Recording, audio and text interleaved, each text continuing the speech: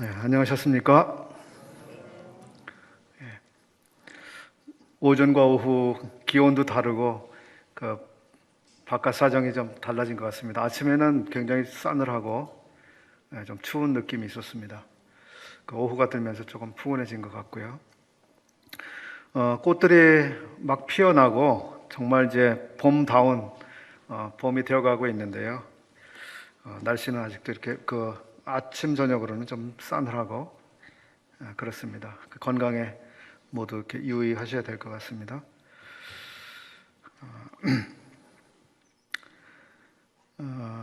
방금 저희들이 주의 만찬 예배를 함께 드렸습니다.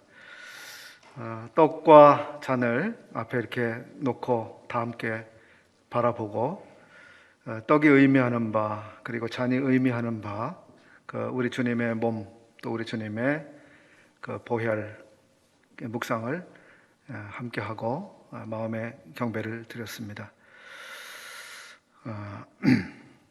고린도전서 11장 한번 열어주시겠습니까? 고린도전서 11장 23절부터 26절까지 함께 보겠습니다.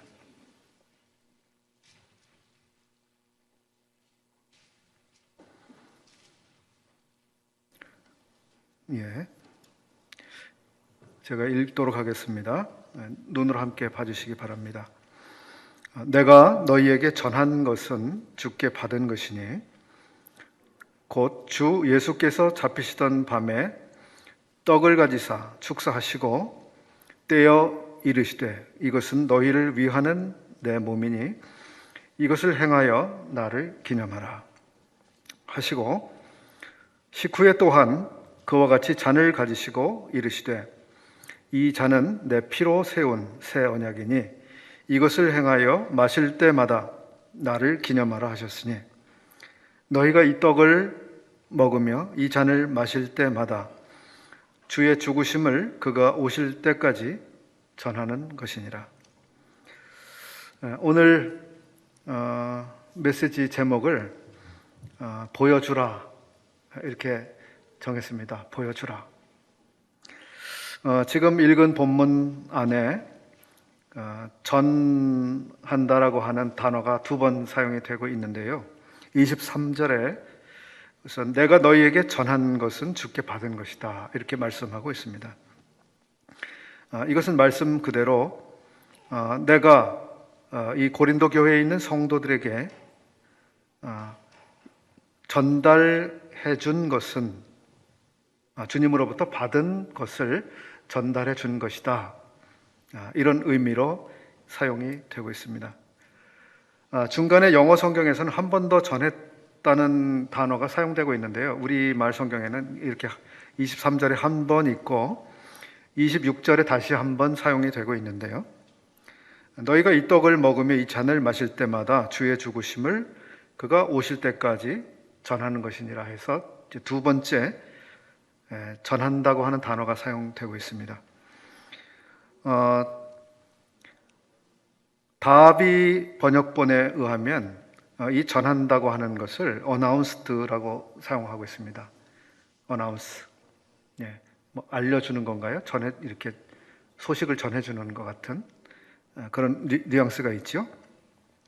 그런가 하면 킹 제임스 버전 그 성경에 의하면 이 단어는 shew라고 하는 영어 SHEW 이게 고어 영어인데 현대 영어로는 show죠. SHOW show라고 하는 단어가 사용된 것입니다. 전한다고 하는 것이 23절과 26절이 이렇게 각각 다른 뉘앙스를 가지고 사용이 되고 있습니다. 그래서 우리가 함께 주의 떡과 주의 잔을 이렇게 나누었는데요. 이렇게 행함으로써 주님의 죽으심을 주께서 다시 오실 때까지 보여주는 것이라고 말씀하고 있습니다. 그래서 여기 만찬 예배 때 우리가 함께 보고 있었던 떡과 잔은 주님의 죽으심을 보여주는 것이다. 이런 보여준다는 의미를 가지고 있고요.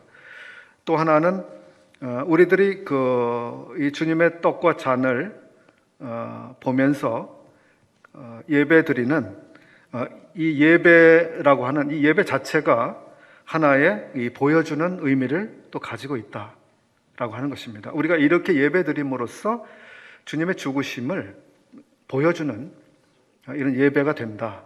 이런 뉘앙스로도 읽힐 수 있을 것 같습니다.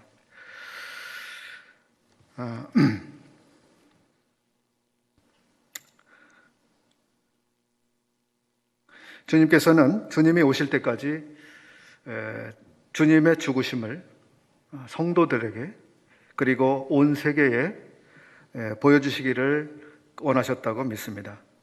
주님의 떡과 잔을 통해서 주님을 보고 기억하고 또 그분의 사랑, 희생 그리고 또 중요한 것 한 가지는 주님의 사랑, 희생 이런 것뿐만 아니라 지금 우리들과 맺고 계시는 관계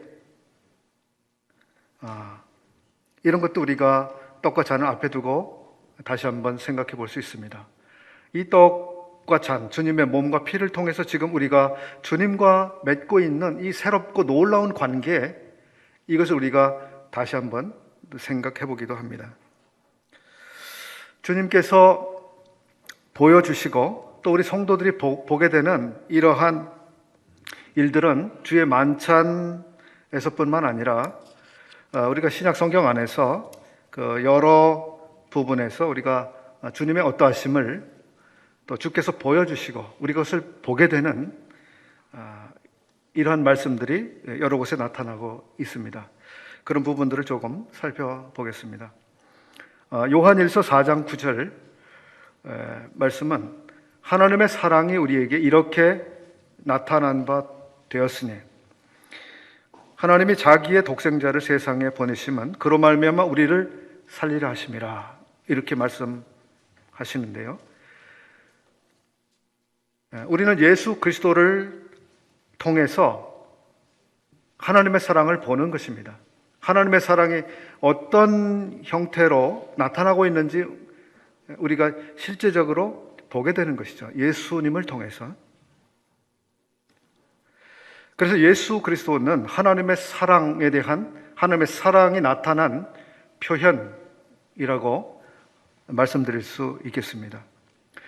디모데전서 3장 16절 그 말씀에서도 우리가 한 가지 또 생각을 해볼 수 있는데 크도다 경건의 비밀이여 그렇지 않다 하느니 없도다. 그는 육신으로 나타난 바 되시고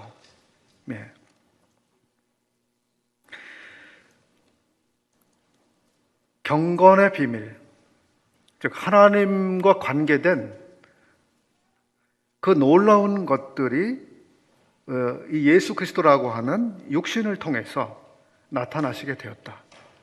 그래서 우리는 나타난 하나님을 보는 것이죠.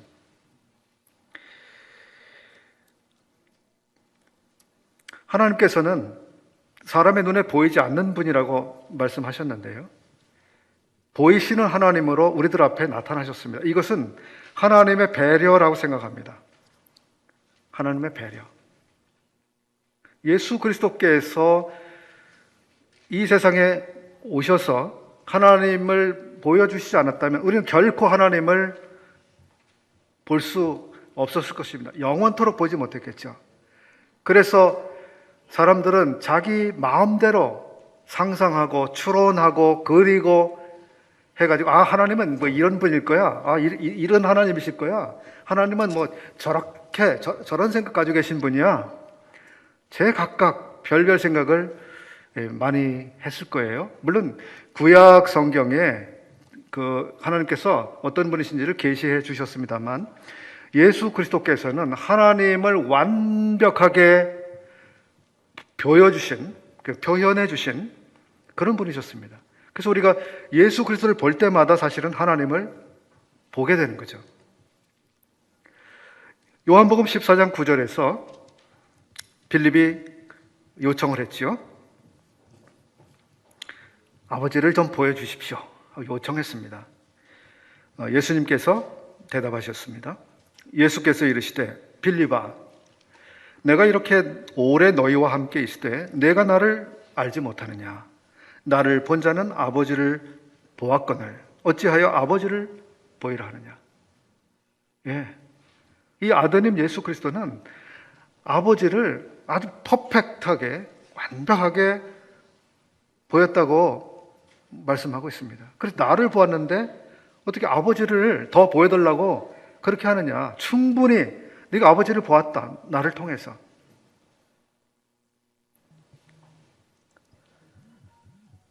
요한복음 1장 14절 말씀도 생각을 해볼 수 있는데요. 말씀이 육신이 되어 우리 가운데 거하심에 우리가 그의 영광을 보니 아버지의 독생자의 영광이요 은혜와 진리가 충만하더라.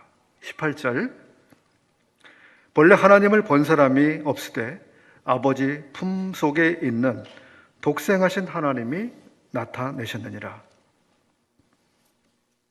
예. 독생자께서 보여주신 영광이 곧 하나님의 영광이셨습니다. 예.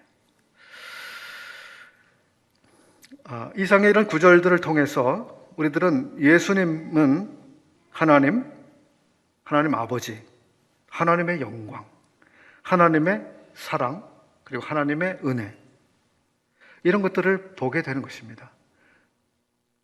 그리고 하나님이 가지고 계신 생각, 하나님이 가지고 계시는 관심, 이런 걸 알 수 있죠.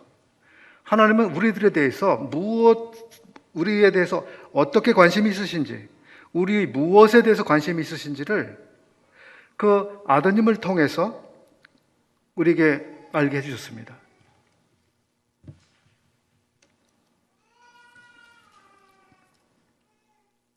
하나님이 우리에 대해서 또 어떤 목적을 가지고 계신지, 이것도 예수님께서 이 세상에 오심으로써 이것을 통해서 우리에게 알게 해주셨는데요. 한 가지 예만 들어보시죠. 하나님이 세상을 이처럼 사랑하사 독생자를 주셨으니, 예, 하나님이 독생자를 주셨습니다. 왜요? 이는 저를 믿는 자마다 멸망치 않고 영생을 얻게 하려. 이것이 하나님의 인간들을 향한 관심이라고 하는 것을 나타내신 거죠. 왜 아들을 보내셨는지, 하나님이 인간들에 대해서 가지고 계신 관심사가 무엇인지 드러나고 있습니다. 예수 그리스도를 통해서 하나님께서 나에 대해서 어떤 관심을 가지고 계신지 아주 명확하게 드러난 겁니다. 그러니까 우리가 예수님을 통해서 하나님을 보게 되는데, 하나님의 생각, 하나님의 관심, 나에 대한, 우리 인생에 대한 계획, 이 예수님을 통해서 알 수 있게 되죠.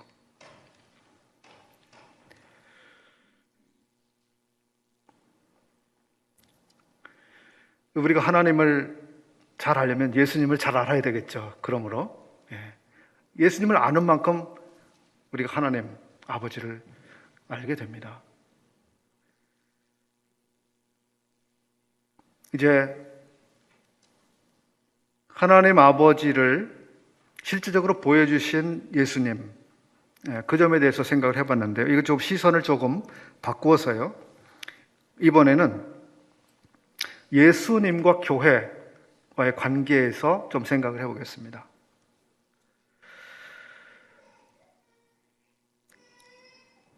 예수님은 아버지를 보여주는 그런 충분히 보여주시는 그 일을 하셨습니다. 이제 하나님께서는 이런 계획을 가지고 계십니다. 하나님께서는 이 교회를 통해서 예수 그리스도를 실제적으로 보여주기를 원하시는 그 기대가 있습니다. 그래서 우리는 구원 받고 영생을 얻고 천국에 가는, 이것은 대단히 중대한 일이지만, 그러나 주님이 우리에 대해서 가지고 계신 기대는 그 외에도 여러 가지가 많이 있습니다. 그 가운데 하나는 주님께서 구원하신 이 교회를 통해서 예수 그리스도의 영광을 드러내시려고 하는 것입니다. 에베소서 5장 24절과 25절 말씀을 보겠습니다. 에베소서 5장 24, 25.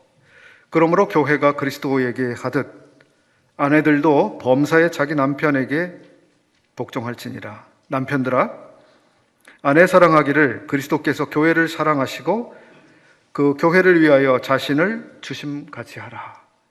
여기 그리스도와 교회와의 관계가 그려지고 있습니다. 어떤 관계인지, 그리고 상호 간에 어떻게 관계가 기여하고 있는지 나타나고 있습니다. 그리스도께서 교회를 사랑했다고 하는 사실, 그래서 자기를 주셨다고 하는 이 놀라운 사실이 계시되고 있는데요. 이 앞뒤 구절을 통해서 보면 이 교회는 또 그리스도께 대해서 어떻게 해야 되는지 나타나고 있습니다. 그래서 교회가 그리스도께 어떻게 하느냐 하는 문제는 하나님과 아들과의 관계에서 우리가 아버지를 본 것처럼 주님과 이 교회의 관계에서 우리 교회가 어떻게 하느냐는 그리스도께서 어떤 분이신가를 드러내는 이런 일에 대단히 중요한 요인이 되는 것이죠. 주님이 기대하시는 건 뭡니까? 교회가 그리스도께 복종하는 이것을 통해서 그리스도께서는 정말 이 인생들의 순종을 받으시기에 마땅한 분이라고 하는 사실을, 마음으로부터 깊이 사랑하고 복종할 만한 분이 되신다고 하는 것을 드러내 주시는 겁니다. 고린도전서 11장 3절부터 10절까지 그 가운데 있는 몇 절을 또 찾아보겠습니다. 그러나 나는 너희가 알기를 원하노니 각 남자의 머리는 그리스도요 여자의 머리는 남자요 그리스도의 머리는 하나님이시라. 무릇 남자로서 머리에 무엇을 쓰고 기도나 예언을 하는 자는 그 머리를 욕되게 하는 것이요 무릇 여자로서 머리에 쓴 것을 벗고 기도나 예언을 하는 자는 그 머리를 욕되게 하는 것이니 이는 머리를 민 것과 다름이 없음이라. 10절을 이어서 보겠습니다.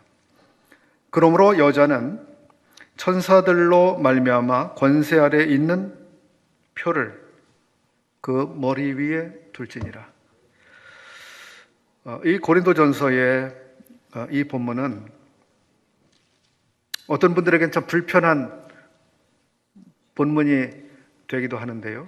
이 말씀을 그대로 우리들이 받으면 여기에 대단히 중요한 교훈들이 있습니다. 하나님께서는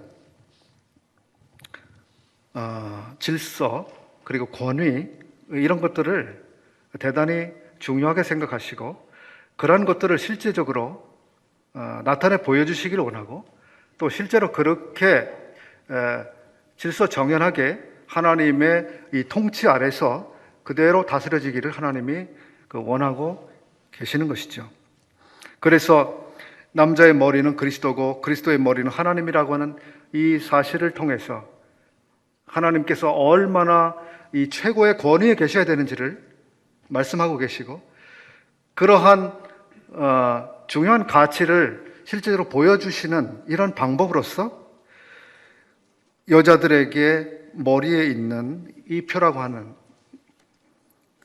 이것이 무척 하나님께서 사용하시는 중요한 교육의 도구가 되고 있다고 하는 사실입니다. 그러니까 여성들이 머리에 무엇을 쓰느냐 안 쓰느냐 하는 문제는 편의상 문제나 문화적인 문제라기보다는 이 대단히 하나님께는 중요한 관심사가 되는 것입니다. 이 머리에 쓰므로 인해서 바로 남자들의 영광이 그리스도요 그리스도의 영광이 하나님이시라고 하는, 그리고 하나님만이 가장 높으신 곳에서 영광을 받으셔야 된다고 하는 이 사실을 이 쓰고 있는 너울을 통해서 증거하고 있는 것입니다. 특별히 여기 보면 천사들로 말미암아라고 말씀하고 있는데요. 천사들, 영적인 존재들이죠. 천사들 가운데 많은 천사들이 어떤 분들의 연구에 의하면 3분의 1이라고 말하는데요. 그 정도의 천사들이 하나님의 질서를 거스렸습니다. 위치를 떠났습니다. 하나님의 자리를 탈취하려고 아주 그 불순한 생각을 하고요. 결국 모의를 해가지고 하나님의 심판을 받게 됐습니다.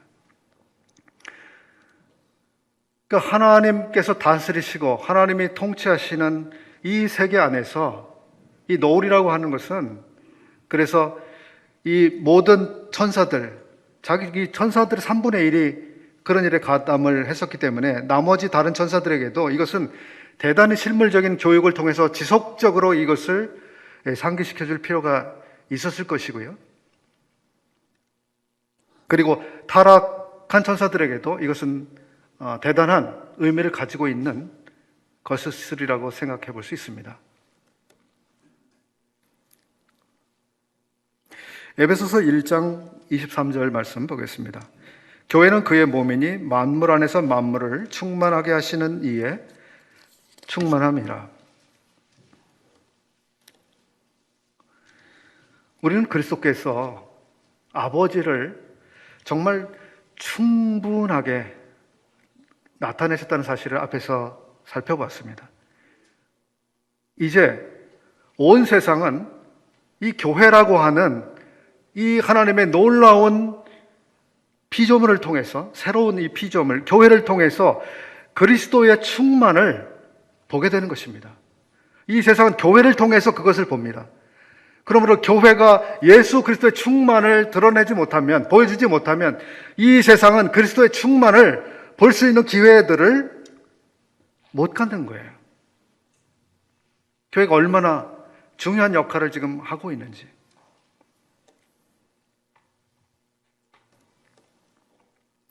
그리스도께서는 아버지의 생명으로 충만하신 분이셨죠. 거룩으로 충만하셨죠. 은혜와 사랑으로 충만하셨죠. 지혜로 충만하셨죠. 영광으로 충만하셨죠. 그러한 예수 그리스도의 그 충만하심, 이런 것들이 이 교회를 통해서 드러나기를 주님이 기대하고 계신 거예요. 예수님의 은혜, 예수님의 진리, 예수님의 거룩, 예수님의 긍휼, 그리고 예수님이 가지고 계신 그 생명의 놀라운 특징들, 이런 것들이 바로 이 교회를 통해서 실제적으로 온 세상과 또 우리 눈에 보이지 않는 이 세계 가운데 보여지기를 원하시는 것입니다. 이 교회를 부르신 게 대단히 높은 고귀한 부르심이죠. 그저 믿고 천국 가는 이것으로 주님이 이 교회에 대한 목적을 다 성취하시는 게 아니죠.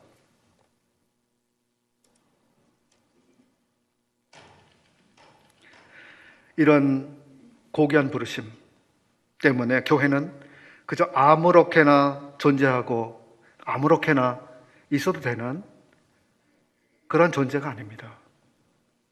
아무렇게나 해도 되는 게 아니죠. 교회는 이 교회를 통해서 예수 그리스도를 보여주시기 때문이죠. 이 교회가 아주 부도덕하고 사기를 치고 세속적이고 이래 보세요. 그러면 저들이 믿는 예수 그리스도는 저런 분이야, 이렇게 생각하지 않겠습니까?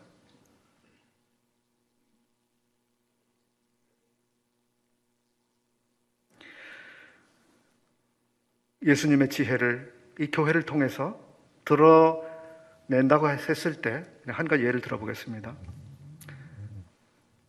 그럼 예수님의 지혜는 어떤 지혜였을까요? 어떤 지혜였습니까?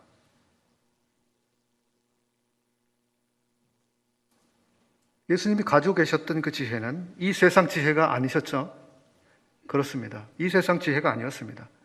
그렇기 때문에 이 교회도 이 세상에 속한 지혜를 따라서 그렇게 하면 안 되는 거죠. 그렇게 해서는 예수 그리스도의 지혜를 보여줄 수가 없습니다. 이 세상에 속한 지혜가 아니라 하늘에 속해 있는 위에 아버지로부터 오는 그 지혜에 속한 그런 지혜들로 이 교회가 행해야 하는 것이죠. 이 세상에 속한 지혜들이 어떤 것들이 있습니까? 어디에 지금 투자를 해야 될까? 어디에 지금 땅을 좀 알아봐야 될까? 어떻게 해야 승진을 좀 빨리 할 수 있을까? 이런 류의 지혜들이 이 세상에 속한 지혜들이 아닐까요?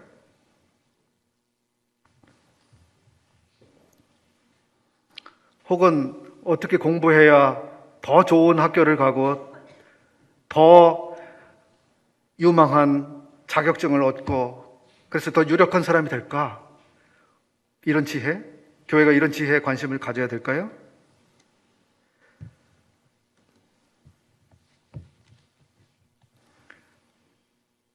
교회는 바로 하늘에 속해 있는 그런 지혜들을 드러내는 그런 지혜를 드러내야 하는 것이죠.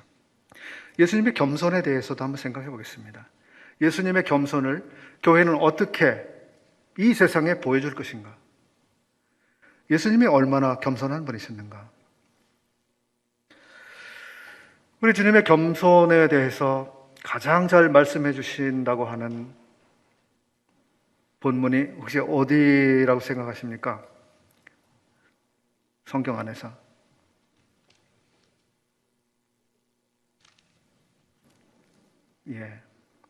여러 곳들이 있겠습니다만 빌립보서 2장 3절부터 7절까지 내용을 한번 생각해 보겠습니다. 주님이 얼마나 어떻게 겸손하셨는지, 아무 일에든지 다툼이나 허영으로 하지 말고 오직 겸손한 마음으로 각각 자기보다 남을 낮게 여기고 너희 안에 이 마음을 품으라. 곧 그리스도 예수의 마음이니 그는 근본 하나님의 본체시나 하나님과 동등됨을 취할 것으로 여기지 아니하시고 오히려 자기를 비워 종의 형체를 가지사 사람들과 같이 되셨고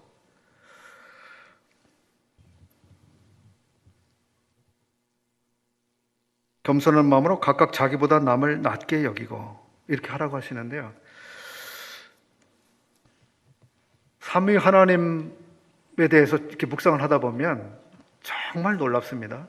그 삼위 하나님, 아버지와 아들과 성령 하나님께서 얼마나 서로를 아끼시고 위하시고 배려하시고 높이시는지 정말 아름다운 관계입니다.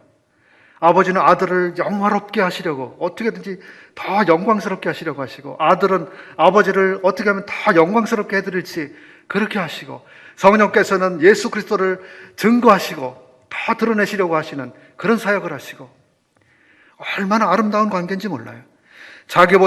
각각 자기보다 남을 낮게 여기고라고 하는 것은 우리 사람들 사이에서의 교훈입니다만 이런 좋은 본을 삼위 하나님 안에서 우리가 또 발견할 수도 있습니다. 이 구절 가운데 2장 7절 말씀을 최근에 저는 몇 번이고 되새겨서 생각해 봤습니다. 그리고 여러 성경 번역본들을 통해서 좀 찾아봤습니다. 자기를 비워 종의 형체를 가져 이렇게 말씀하고 있는 것인데요. 자기를 비워 이게 무엇을 의미하는 걸까? 자기를 비운다는 게 무엇을 의미하는 걸까? 그리고 자기를 비운다는 게 예수 그리스도께는 어떤 의미를 갖는 것일까? 이런 생각을 해보았습니다. 이 본문 안에서 보면 예수님은 분명히 하나님이십니다. 하나님의 본체이십니다. 근데 하나님과 동등됨을 취하려고 하지 않으셨습니다. 그리고 오히려 자기를 비우셨다고 말씀하고 있는데요.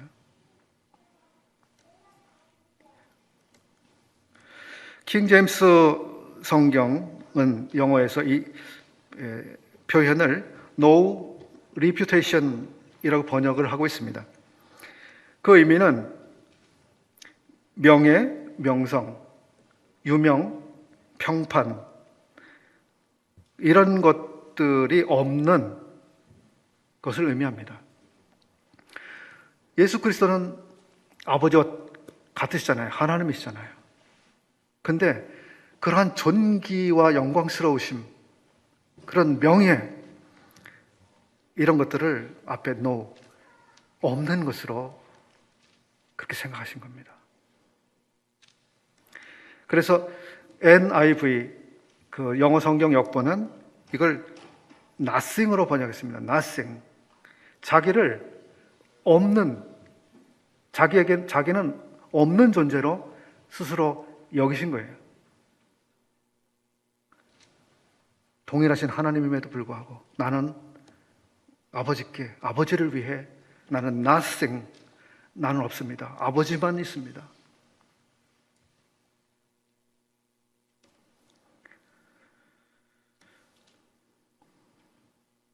우리 주님이 어떤 분입니까? 아까 예배 시간에 골로새서 어느 형제님이 인용하셨습니다만, 또 히브리서를 우리가 떠올리겠습니다만, 예수 그리스도는 만물의 창조자이십니다. 만물을 다스리고 만물을 붙드시고 만물의 주인이십니다. 이 어마어마하신 분이 예수 그리스도신데요, 이분께서 아버지 앞에 자기를 nothing으로 지금 여기고 이 세상에 오셨습니다.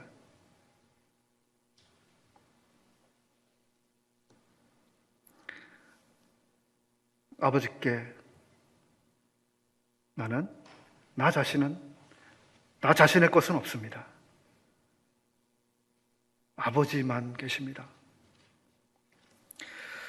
2주 전 예배를 드리면서 저는 그 눈물을 좀 많이 흘렸던 주일이었습니다. 그 예배를 드리는데 눈물이 많이 났습니다. 하나님께서 우리에게 오신 사실에 대해서 이렇게 생각하면서 얼마만큼의 거리를 그분이 여기까지 오셔서 말할 수 없이 높은 곳에서부터 한없이 낮은 여기까지 오신 그 거리를 한번 이렇게 생각을 해보았는데요. 그 거리가 얼마나 될까? 그 높으신 데서부터 그 우리처럼 이렇게 낮은 곳까지의 거리가 도대체 얼마나 될까? 이것을 그냥 물리적 거리로 한번 생각을 해보았을 때 빛이 1년 동안 달려가는 속도를 우리가 광년이라고 표시하죠. 단위로 광년. 근데 그 빛은 1초 동안에 29만 9,792km를 간답니다. 30만 킬로죠. 30만 킬로를 갑니다. 빛이 1초에. 그럼 일주일 동안 빛이 달려가면 몇 킬로를 달릴까요? 계산이 안 되시죠? 한 달을 그 빛이 달려간다고 생각해 보십시오. 이 우주 안에서 그 빛이 달린다고 생각해 보십시오. 그리고 그 달려가는 우주는 도대체 얼마만한 스케일일까요? 1년 동안 달려가는 거리, 1광년.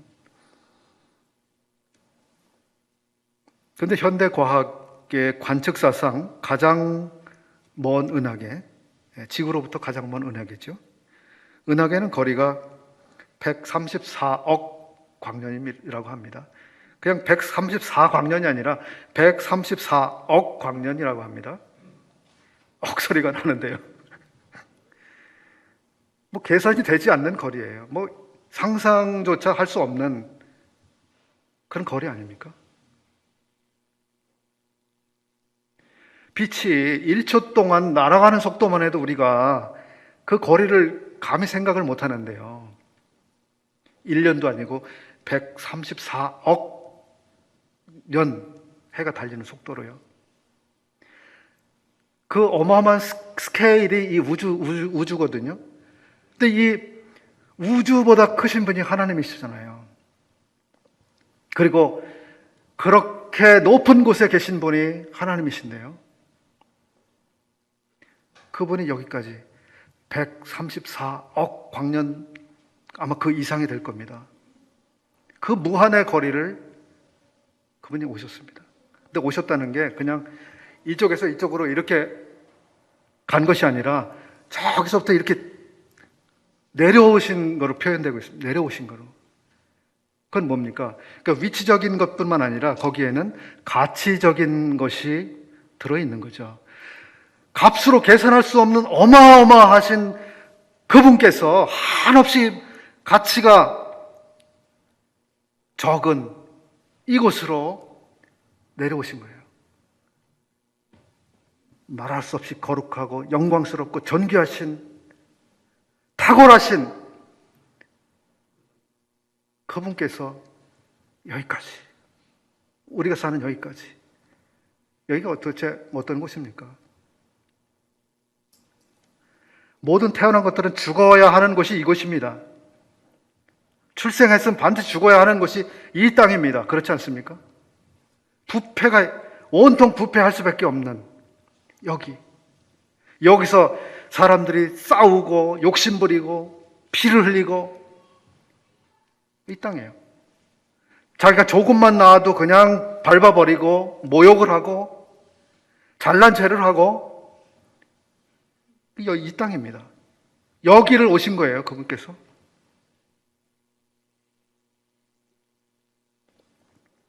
그분이 뭐 좋은 곳에 오신 게 아니잖아요.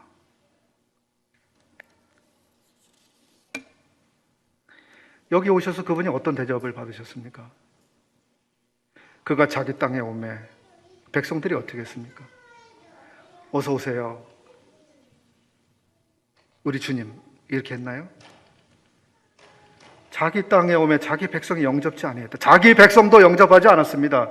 그러니 이방인들은 어떻습니까? 그분이 여기 와서 어떤 대접을 받으셨습니까? 영접지도 않았죠. 거절당하셨죠. 사람들은 그분을 향해서 조롱하고 비아냥거리고, 그렇게 그분이 여기 와서 그런 대우를 받으셨습니다. 그럼에도 불구하고 그분이 여기에 오셨습니다. 그 측정할 수 없는 그 자비를 어떻게 측정합니까?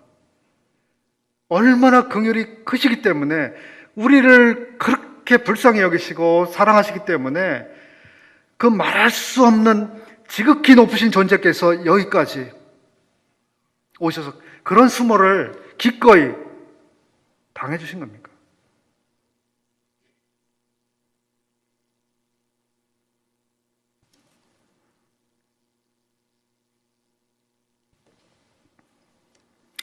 우리 주님께서는 nothing이 되셨습니다. 여기 오시되 nothing.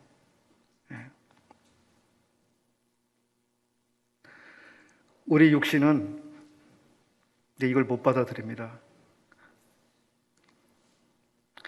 누군가 간혹 우리 비위를 상하게 해보세요. 우리 가만히 있습니까? 속에서 뭐가 치밀어 오르지요? 바로 막말이 나갑니다. 어이, 나를 이거 바보로 알아? 이러잖아요, 사람들이. 누굴 등신 취급해? 이러지 않습니까? 나를 뭘로 보고 그래? 나를 뭘로 보고 그래? 이러잖아요, 사람들이요. 난 나승이 아니라는 거예요.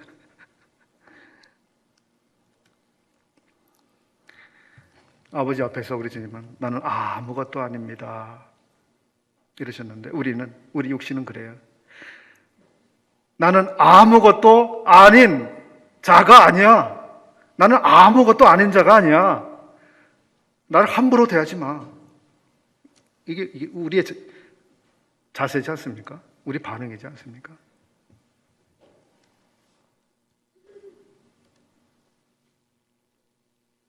그리스도께서는 하나님을 보여주셨습니다. 하나님의 은혜, 영광, 진리, 거룩, 의, 놀라운 것들을 보여주셨습니다. 교회는 예수 그리스도를 보여주도록 부르심을 받았습니다. 이 교회를 통해서 주님은 보여주고 싶어 하십니다. 주님을 보여주고 싶어 하십니다. 주님의 온유, 주님의 겸손, 주님의 긍휼, 주님의 사랑, 교회가 그걸 보여주기를 주님 원하시는 거죠.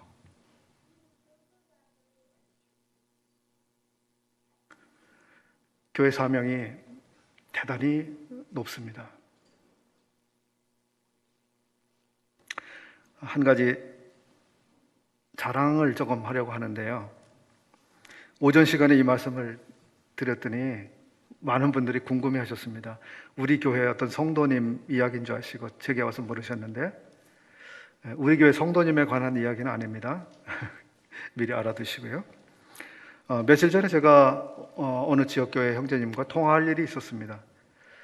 그래서 이런저런 용건을 나눈 다음에 자매님이 건강이 좋지 않다는 얘기를 들어왔기 때문에 안부를 여쭤봤습니다. 자매님은 건강이 좀 어떠세요? 여쭤봤습니다. 그랬더니 네, 좀 안 좋아요. 이렇게 이야기하셨습니다. 그리고 생각나시면 기도해 주세요. 건강 상태가 더 나빠지셨구나 하는 사실을 알게 됐고 통화를 마쳤습니다. 그랬는데 이제 그 다음 날이든가요? 어저께 전국의 여러 성도들이 함께하는 이제 카톡 방에 자매님이 글을 올리셨습니다. 바로 제가 엊그제 통화한 그 형제님의 아내 되시는 자매님이었는데 환자시죠. 근데 이제 얼마나 이렇게 편찮으신지 저는 이제 모르고 있었는데요. 그 카톡 글을 읽게 되면서 정말 고통스러운 상황에 계시다고 하는 사실을 알게 됐습니다. 카톡 글은 이렇습니다. 아무개 자매입니다. 겨드랑이 종양 수술 부위에 피부암으로 번져가는 것이 통증이 심해 고통 가운데 주님께 부르짖고 있습니다. 상처 부위에 진물마저 흐르니 드레싱을 이틀에 한 번씩 가서 치료합니다. 약을 제대로 흡수 못해 진통제마저 먹지 못하는 형편입니다. 진통제를 사용도 못하시는 정도라고 하시네요. 주님 바라보며 기도하지만 육신의 연약으로 점점 힘들기만 합니다. 통증 참다 보니 안면 마비까지 와서 밥 먹기도 힘들고 한쪽 눈마저 감기지 않네요. 식사를 못 하시고 눈도 못 감으신다고 하는 지경이 됐습니다. 주님 뜻이 어디에 있는지요? 성도님들 저를 불쌍히 여겨주시고 기도 부탁드립니다. 믿음이 약해지지 않고 담대히 주님 의지하기를 바라고 있어요. 현재 어디 마을에 요양차 와 있습니다. 이런 글을 올리셨습니다. 말할 수 없는 고통, 육체적인 고통, 눈도 못 감고 식사도 못 하고 진통제도 못 쓰고 이거 어떻게 해야 되는 겁니까? 이런 가운데 계신 자매님이 기도 부탁을 하고 있어요. 제 믿음이 약해지지 않도록 기도해 주십시오. 주님을 의지하기를 바라고 있습니다. 이런 상황이 되면 저 같으면 이런 기도 부탁을 못할 것 같습니다. 건강상 이런 문제가 생기면. 이 말할 수 없이 고통스러운 상황을 이 성도께서 겪으시는데요. 얼마나 마음에 원망이 일어날 상황이고 또 불평이 일어날 수 있는 상황입니까? 참 절망스럽죠. 그런 상황에 계신 성도인데요. 이 성도가 지금 다른 성도들에게 기도 부탁하고 사정을 알리시는 내용을 보시면 정말 놀랍습니다. 이 세상에서 발견할 수 없는 그런 말들입니다. 주님 자비를 구하고 성도들의 기도를 요청하고 연약해져가는 본인의 믿음을 불안스럽게 생각하면서 성도들의 기도의 도움을 구하고 있습니다. 여러분, 이런 말들 세상에서는 발견될 수 없는 말들입니다. 주님을 사랑하는 사람들, 성도들, 교회만이 이 말들을 이해할 수 있고요. 그 말들을 공감할 수 있습니다.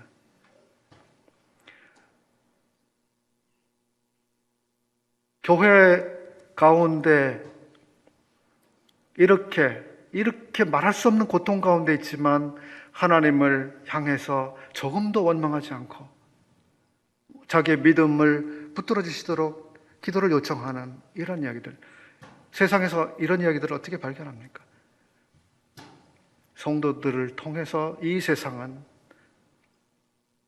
바로 주님을 보게 됩니다.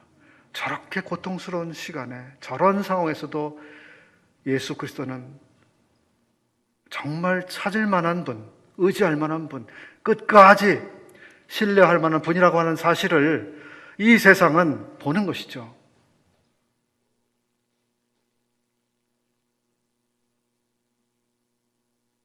아마 주님이 기뻐하실 것 같습니다. 그렇게 말할 수 없는 형편이 있지만 주님을 향한 마음, 이게 얼마나 귀하게 여기시고 계실까요? 지금 우리 모두는 이제 코로나의 터널 안에 아주 오랫도록 지금 갇혀 있습니다. 많은 분들이 고통스러워하고 있습니다. 생계 문제도 있고요. 어떤 분들은 건강 문제로, 어떤 분들은 사업 문제, 취업 문제, 껑충껑충 뛰는 주거 비용 문제, 성도를 마음대로 만나지도 못하고 예배도 마음대로 못 드리고 마음 놓고 찬양도 못 부르고 이런 시간을 우리들이 보내고 있습니다.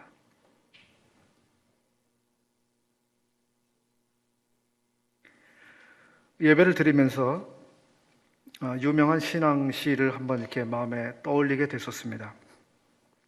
많은 분들이 아시겠습니다만 모래 위의 발자국이라고 하는 시입니다. 그 시의 화자는 하나님 앞에 아주 불평스럽게 따져 묻고 있습니다. 하나님, 그때 왜 그러셨어요? 하나님, 내가 내 인생에서 그렇게 힘든 시간을 보내고 있을 때 왜 저를 그렇게 혼자 내버려 두셨어요? 왜 혼자 외롭게 그 길을 걷게 하셨어요? 그때 하나님은 어디에 계셨던 거예요? 이렇게 묻는 거죠, 화자가. 마치 고통을 자기 혼자 다 겪은 것으로 생각한 겁니다. 이에 대해서 주님께서 이렇게 대답을 하시죠.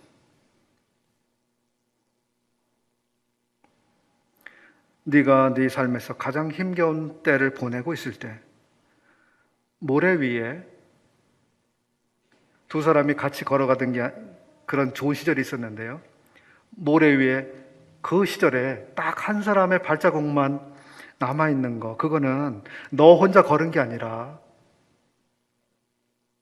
내 발자국이야. 네가 힘들어서 더 이상 걷지 못할 그런 상황이었을 때 내가 너를 안고 걸어갔어. 그래서 모래 위에는 하나의 발자국만 있는 거야. 이렇게 말씀하셨습니다. 지금 우리가 지나고 있는 터널, 마치 모래 위에 발자국을 남기고 있는 것 같은데요.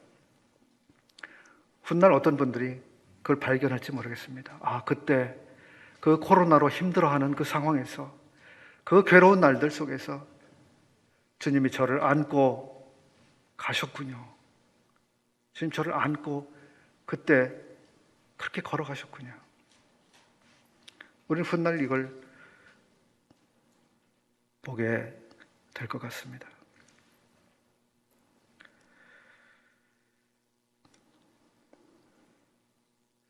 우리가 이렇게 힘겹고 가파른 길을 걸어가는 것이 어쩌면 오히려 세상이 이 교회를 통해서 모두 좋은 것들을 볼 수 있는 기회가 될지도 모르겠습니다. 물론 우리 힘으로 되지 않겠습니다. 우리에게 능력 주시는 그 분 안에서 우리가 여전히 주님을 사랑하고 주님을 의지하고 주님을 기다리고 주님 안에서 평온하고 그렇게 우리들이 일상을 이어갈 때 세상은 주님을 볼 것입니다. 아, 예수 그리스도께서 얼마나 놀라운 분이시기에 이러한 때에도 저렇게 저기에 모여서 저렇게 예배하는 저 사람들은, 기도하는 저 사람들은 어떻게 저럴 수가 있지?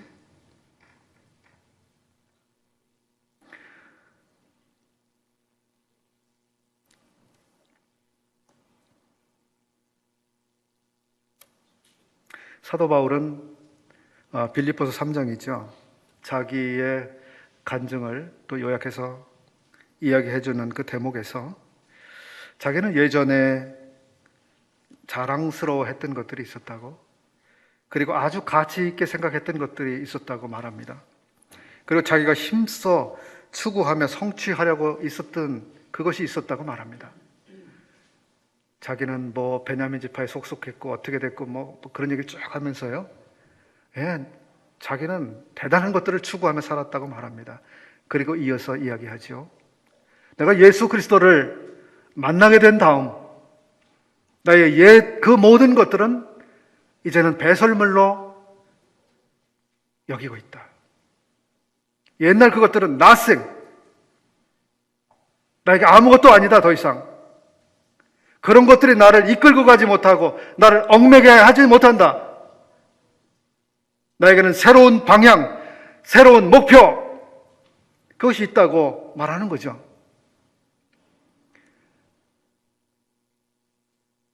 지난날에 나는 nothing, 이제 예수 그리스도 안에서 예수 그리스도는 나의 모든 것이 되신다고. everything, 그분은 나의 모든 것, 그분이면 된다고 하는 것, 그것으로 사도가 살고 있습니다.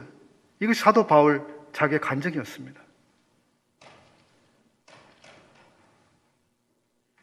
이 세상은 교회를 통해서 우리 자신은 nothing, 예수 그리스도께서 우리의 모든 것이 되신다고 하는 이것을 볼 수 있어야 하지 않겠습니까?